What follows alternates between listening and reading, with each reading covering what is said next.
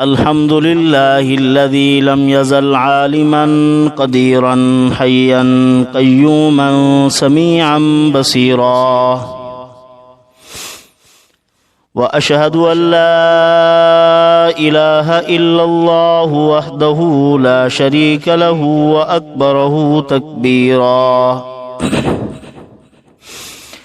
وأشهد أن سيدنا محمدا الذي أرسله إلى الناس كافة بشيرا ونذيرا، وعلى آله وأصحابه وسلم تسليما كثيرا كثيرا. أما بعد، فأعوذ بالله من الشيطان الرجيم. بسم الله الرحمن الرحيم.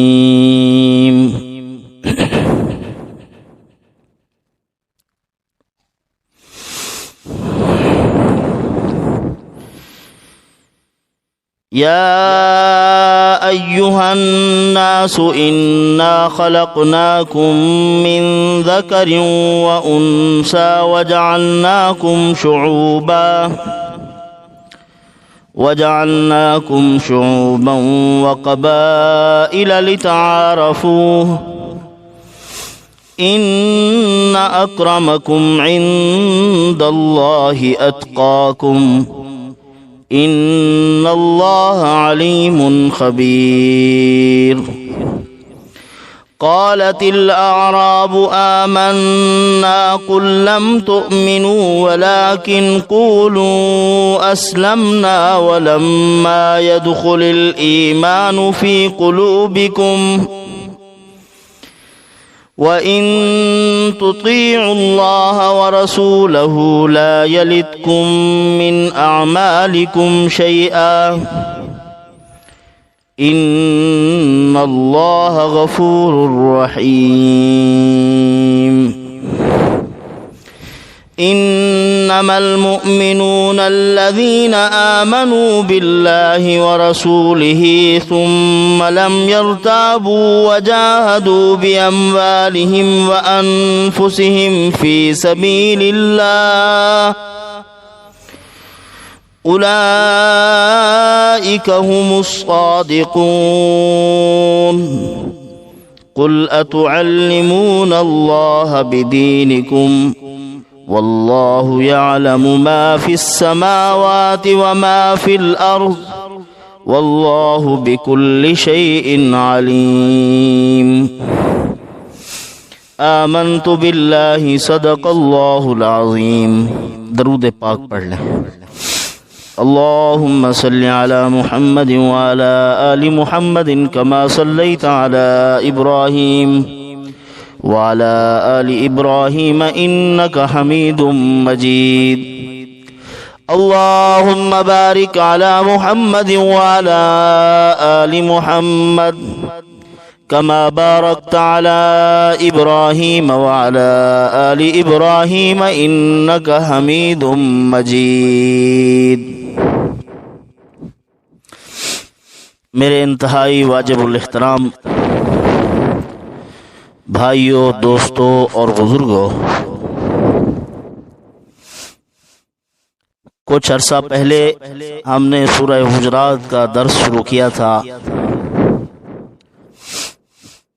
اور پھر درمیان میں ربیع الاول آ گیا تھا، تو پھر ہم نے ربیع الاول کے مطابق سیرت النبی کے مضامین کو شروع کیا تھا. تو جو حصہ اب باقی تھا، اب اسی حصے کو انشاءاللہ آج بیان کریں گے. اللہ پاک سے دعا ہے کہ اللہ پاک قرآن مجید کی صحیح تعبیر جو 14 صدیوں سے آ رہی ہے، وہ اللہ پاک مجھے اکابرین اور اسلاف اور علماء صلحاء کی اقوال کی روشنی میں اللہ پاک حق کہنے کی توفیق عطا فرمائے. محترم دوستو، مسلمانوں کی معاشرت کے جو اصول اللہ پاک نے نازل فرمائے، پیارے پیغمبر سرور دو عالم صلی اللہ علیہ وسلم نے بیان فرمائے، ان اصولوں میں سے ہر اصول سے اللہ کی محبت اور رحمت اپنے بندوں پر جو بے انتہا رحمت ہے وہ ان اصولوں سے ٹپکتی ہوئی محسوس ہوتی ہے۔ یعنی ہر قاعدہ اور کلیہ، جو ضابطہ اللہ پاک نے انسانیت کے لیے باہمی زندگی بسر کرنے کے لیے اللہ رب العزت نے جو اصول بیان فرمائے ہیں، وہ اصول دلالت کرتے ہیں اس بات پر کہ اللہ پاک اپنے بندوں سے بے حد محبت کرتے ہیں۔ اور نبی کریم صلی اللہ علیہ وسلم کو تو اللہ پاک نے رحمت بنا کے بھیجا ہی تھا۔ اللہ تعالی کی رحمت کتنی ہے، اپنی رحمت کو سمجھانے کے لیے اللہ پاک نے اسی پوری رحمت کو سمیٹ کر اپنے پیارے نبی محمد مصطفیٰ صلی اللہ علیہ وسلم کے دامن کے ساتھ وابستہ فرما دی ہے کہ ان کے ساتھ مل جاؤ، کامیابی سے ہمکنار ہو جاؤ گے۔ وَكُنْتُمْ عَلَى شَفَا حُفْرَةٍ مِّنَ النَّارِ فَأَنْقَذَكُم مِّنْهَا، تم فرقوں میں، فتنوں میں اور باہمی اختلافات میں، ذات پات میں بٹ چکے تھے، آگ کے کنارے پر کھڑے ہوئے تھے، میں نے اپنے حبیب کو بھیجا جنہوں نے تمہاری کمروں سے پکڑ پکڑ کے تمہیں جہنم سے نکال کے جنت کی طرف لے آئے کہ یہ راستہ اختیار نہ کرو، یہ دوزخ کی طرف جا رہا ہے۔ تو اللہ رب العزت نے قرآن مجید میں جو اصول بیان فرمائے کہ کوئی کسی بناہ سے لا یسخر قوم من قوم عسیٰ ان یکونوا خیرا منہم، کہ قریب ہے جس کو تم حقیر سمجھ رہے ہو اللہ کے ہاں اس کا مقام زیادہ ہو، اس پہ نہ ہنسو، اس کا مذاق نہ اڑاؤ، اس کو تانے نہ دو، اس کے عیب مت تلاش کرو، تجسس اختیار نہ کرو، اس کے خفیہ معاملات میں مت پڑو، ولا تجسسوا ولا یغتب بعضکم بعضا، بعض کی غیبت نہ کریں، ان یاکل لحم اخیہ میتا فکرہتموہ، اللہ پاک نے فرمایا اگر غیبت کرو گے تو گویا اپنے مردار بھائی کا گوشت کھا رہے ہو، اپنا بھائی مر چکا اس کا گوشت استعمال کر رہے ہو۔ دیکھیں اس سے محسوس ہوتا ہے، معلوم ہوتا ہے کہ اللہ پاک اپنے بندوں سے بہت محبت کرتے ہیں کہ ایک بندے کی غیبت کو بھی اللہ پاک برداشت نہیں کرتے کہ میرے بندے کا گیلا نہ ہو، جیسا بھی ہے۔ برے القابات استعمال نہ کرو، کسی کا نام ٹیڑھا مت لو، غلط کر کے القابات فرمایا نہیں، بلکہ سیدھا نام جو اس کا ہے اصل، اسی نام کے ساتھ پکارو۔ بئس الاسم الفسوق بعد الایمان ومن لم یتب فاولئک هم الظالمون، فرمایا کہ جس نے توبہ نہ کیے نامال سے، استہزاء اڑاتے رہے، کسی کا مذاق کرتے رہے، غیبت کرتے رہے، تجسس میں پڑے، عیب جوئی کرتے رہے اور عیب تلاش کر کر کے لوگوں کے سامنے عیبوں کو بیان کرتے رہے، اللہ پاک نے فرمایا اگر اسی میں مبتلا رہے، اس سے توبہ نہ کی صدقے دل سے، تو فاولئک هم الظالمون، یہ ظالم ہے پھر۔ اور ظلم دن قیامت کے الظلم ظلمات یوم القیامہ، اندھیرا ہوگا اندھیرا،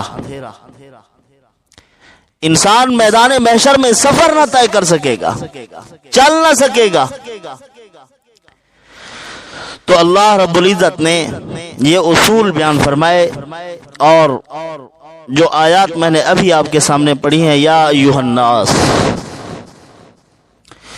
یا ایھا الناس انا خلقناکم من ذکر وانثی وجعلناکم شعوبا وقبائل لتعارفوا ان اکرمکم عند اللہ اتقاکم ان اللہ علیم خبیر۔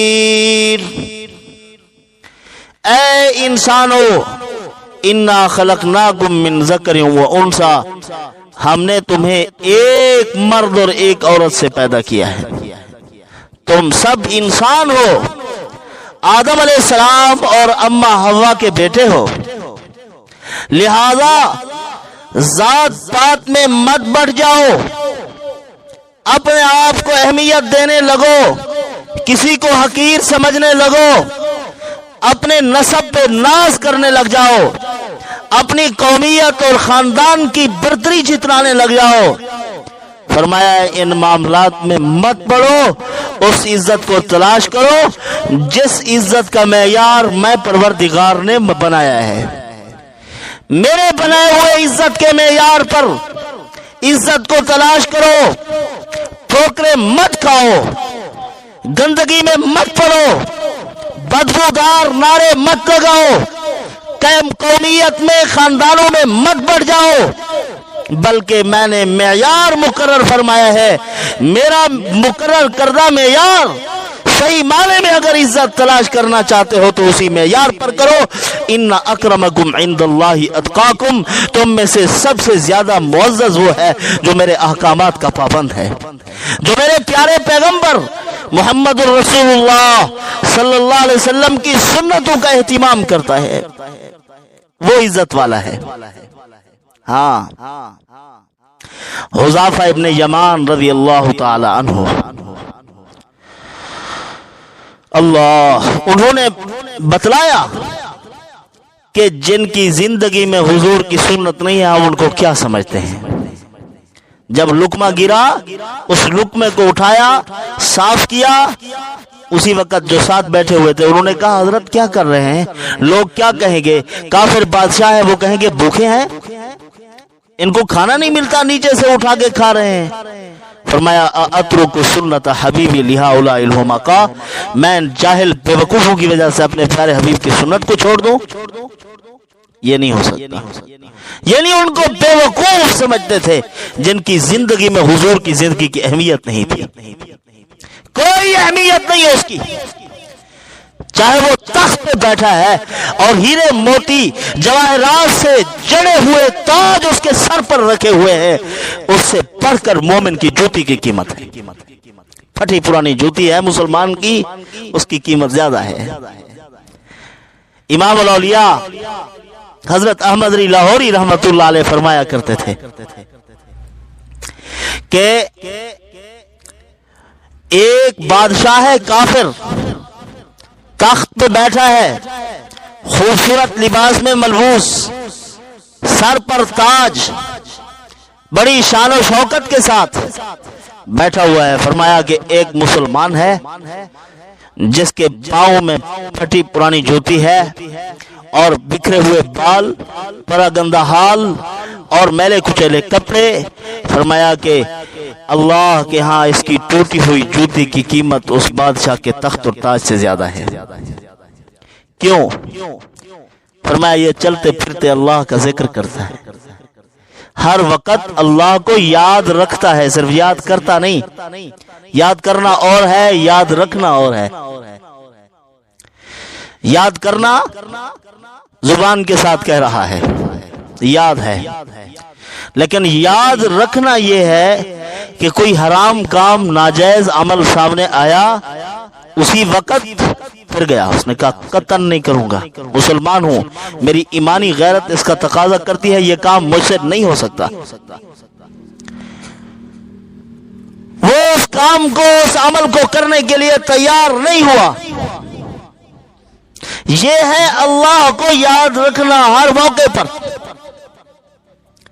گھر میں فاقے پر فاقے برداشت کر رہا ہے، چولہا بجھ چکا ہے، پیٹ پر پتھر باندھ رہا ہے، کھانے کو پینے کو کچھ نہیں، اس کے ہونٹوں کی خشکی بتلا رہی ہے، لیکن ناجائز کام کرنے کے لیے، سود پر پیسے لینے کے لیے اور کوئی ایسا عمل، ناجائز عمل، ناجائز ذریعہ اختیار کرنے کے لیے تیار نہیں، اس کو مسلمان کہتے ہیں۔ یہ ہے خدا کو یاد رکھنے والا، نماز پڑھتا ہے، روزہ رکھتا ہے، حج پر حج کر رہا ہے، لیکن معاملات ٹھیک نہیں ہے، یہ خدا کو یاد نہیں رکھ رہا، یہ یاد کرتا ہے اللہ تعالیٰ کو۔ یہ طوطے والا یاد کرنا ہے، جو طوطے کو اللہ کا نام رٹوا دیا جاتا ہے، جب بلی سامنے آتی ہے تو پھر ٹی شروع ہو جاتی ہے، نام بھول جاتا ہے۔ یہ تو چھوٹے چھوٹے فتنوں سے ہم محفوظ نہیں ہو سکتے۔ جب دجال آئے گا، جہاں سے گزرے گا گھر کا سامان بھی اس کے پیچھے چل پڑے گا، کھانے کو کچھ نہیں ہوگا، پریشان ہوں گے مسلمان۔ لیکن جن کا اللہ کے ساتھ رابطہ قائم ہوگا، وہ اللہ کا ذکر کریں گے، پیٹ بھر جائے گا، اللہ کو یاد کریں گے، پیٹ بھر جائے گا۔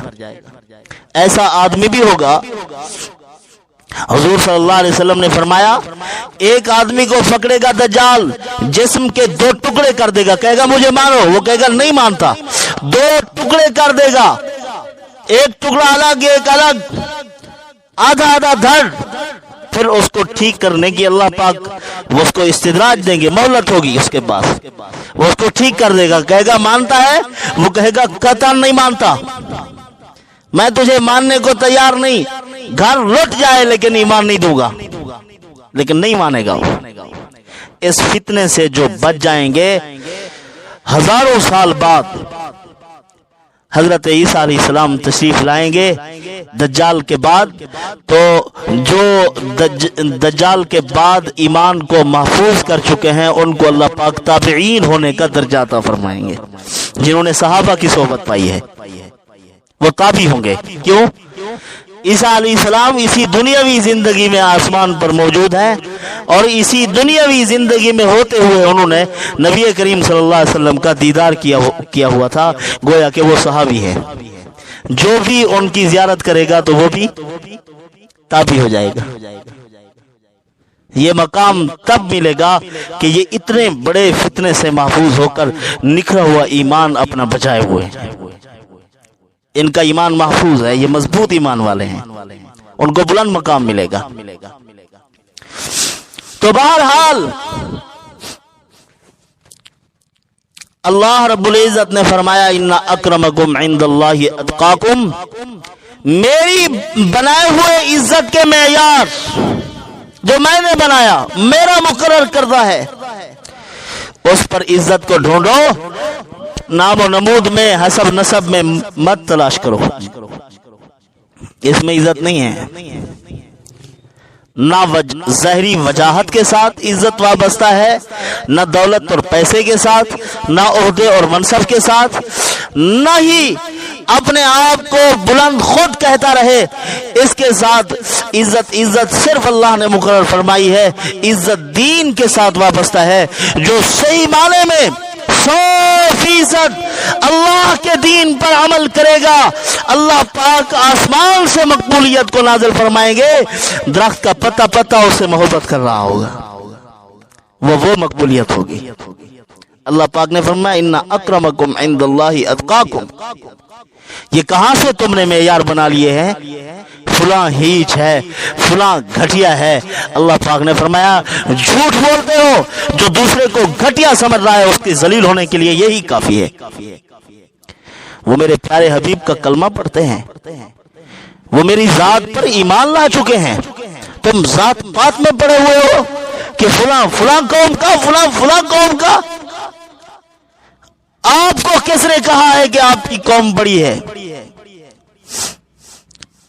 ان چیزوں میں نہیں۔ حضور نے فرمایا، میں یہ تفاضل، ایک دوسرے پر فضیلت اور برتری کے جذبات، میں ان کو اپنے پاؤں کے نیچے روند کے جا رہا ہوں۔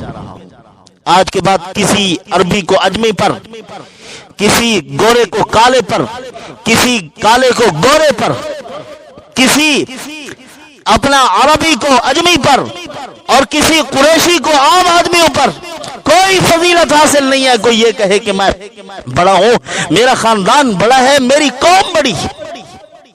اس گندگی میں آج ہم مبتلا ہیں۔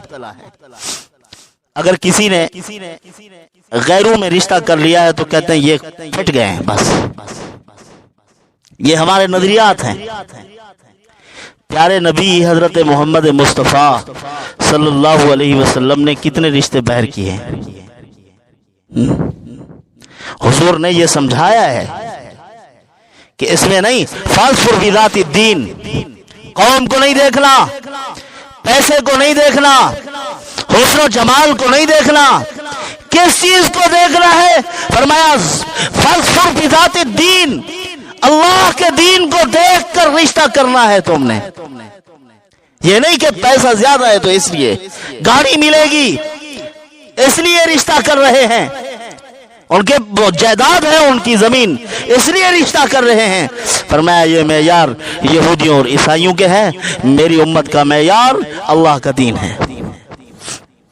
دین کو دیکھ کر رشتہ کرنا ہے، دینداری کو دیکھتے ہوئے رشتہ کرنا ہے، عقیدے، عمل، ایمان اور نظریے کی بنیاد پر رشتے کرنے ہیں، ان معاملات میں نہیں پڑنا۔ یہ ہمارے بنائے ہوئے معیار۔ اللہ پاک نے فرمایا یہ جو قوموں میں، خاندانوں میں نے تقسیم کیا، وَجَعَلْنَاكُمْ شُعُوبًا وَقَبَائِلَ، میں نے تمہارے قبیلے بنائے، قومیں بنائی، یہ کس لیے بنائی ہے؟ خاندان کس لیے بنائے؟ لِتَعَارَفُوا، تعارف کے لیے بنائے ہیں، تفاخر کے لیے نہیں بنائے کہ تم ان پر تکبر کرتے رہو، اتراتے رہو، ڈینگے مارتے رہو کہ میں بڑا اعلیٰ، میرا خاندان بڑا ہے، ہم بڑے خاندانی ہیں، فلاں فلاں گھٹیا ہیں۔ اگر کسی یہ ظاہری طور پر جو ہماری قومیں ہیں، بڑی قوموں کے ساتھ کوئی چھوٹی قوم کے لوگ بیٹھے ہوئے ہیں جن کو ہم سمجھتے ہیں، ہے نہیں ایسے کہ کوئی چھوٹی قوم کوئی بڑی قوم، یہ کچھ نہیں ہے، فضول چیزیں ہیں۔ پورا قرآن پڑھو، ذخیرہ احادیث کا مطالعہ کرو، کہیں یہ چیزیں نہیں ہیں کہ اس بنیاد پر عزت مل رہی ہے۔ اللہ اکبر۔ حضرت بلال رضی اللہ تعالیٰ عنہ کالے رنگ کے، بڑے دانت،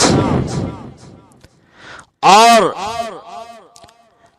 اللہ رب العزت نے کیا مقام مرحمت فرمایا کہ بلال جاؤ بیت اللہ کی چھت پر کھڑے ہو کر اذان دو، اور دن قیامت کے بلال کے ہاتھ میں مہار ہوگی۔ جس اونٹنی پر سواری پر حضور سوار ہوگے، جنت کی سواری کی مہار حضرت بلال رضی اللہ عنہ کے ہاتھ میں ہوگی۔ عرش معلیٰ پر پہنچے، جنت میں پھرے، احوال آخرت کا مشاہدہ کیا۔ جب واپس تشریف لائے فرمایا بلال کیا بات ہے کہ تو زمین پہ چلتا ہے، تیرے پاؤں کی کھسکاہٹ آسمانوں پر آتی ہے، میں وہاں جنت میں سن کے آیا ہوں۔ یہ مقام اللہ پاک نے ان کو عطا فرمایا ہے، ذات پات کی بنیاد پر نہیں، دینداری کی بنیاد پر۔ اللہ پاک نے فرمایا تعارف کے لیے بنائے ہیں، تفاخر کے لیے نہیں بنائے۔ وہ ایک چوڑے چمار کی بیٹی تھی، وہ کہہ رہی تھی کہ پہلے نمبر پر ہیں سید، پھر ہیں ہم، اور باقی جو ہے وہ گری پڑی مخلوق ہے ساری۔ ہم بھی ایسے کہتے رہتے ہیں کہ فلاں پہلے ہمارا مقام ہے، ہماری قوم بڑی ہے، ہمارے خاندان کی بڑی اہمیت ہے، باقی گرے پڑے لوگ ہیں سارے، ان کی کوئی اہمیت نہیں، کوئی قدر نہیں۔ حتیٰ کہ اگر ہمارے بس میں ہو تو ہم عام آدمی کو جس کی دنیاوی طور پر کوئی حیثیت نہیں ہے، مال نہیں، پیسہ نہیں، چھوٹی قوم ہے، تو اس کو ہم انسانی بنیادی حقوق سے بھی محروم کر دیں اگر ہمارے پاس میں ہو تو۔ بھی بیمار ہو جائے اس کا علاج بھی نہیں ہے، اگر اس کے کوئی باقی معاملات، اس کے کوئی حقوق نہیں ہے۔ اس قسم کا تعصب یہ زمانہ جاہلیت کی گندی، ناپاک، غلیظ غیرت ہے جو فسادات پھیلاتی ہے، مسلمانوں میں باہمی انتشار پیدا کرتی ہے، اور اس قسم کے تناؤ، تعصب اور انسان کے دل کے اندر بغض اور کینہ اور حسد جیسے جذبات پیدا کرتی ہیں یہ گندگیاں۔ جب یہ نعرہ لگا تو حضور صلی اللہ علیہ وسلم نے فرمایا کہ تم نے ایک بدبودار نعرہ مارا ہے، غلیظ نعرہ ہے، قوم کا کہہ کے گندا نعرہ مارا ہے تم نے. قوم کی بنیاد پر اکٹھے ہو جاؤ, پارٹی بازی کی بنیاد پر اکٹھے ہو جاؤ. پہلے قوموں میں آپس میں تھے اختلافات, اب خاندانوں میں آپس میں اختلاف. ایک ہی قوم, اسی قوم میں ایک خاندان اپنے آپ کو افضل سمجھ رہا ہے, دوسرے کو گھٹیا سمجھ رہا ہے. جھوٹے بنائے ہوئے معیار ہیں. اسلام, دین اسلام قطعاً ان چیزوں کی اجازت نہیں دیتا. اگر کوئی اپنے آپ کو مسلمان کہتا ہے تو یہ جھوٹی غیرت چھوڑ دے. حمیت الجاہلیت الاولی, یہ زمانہ جاہلیت کی حمیت اور غیرت ہے, گھمنڈ, تکبر.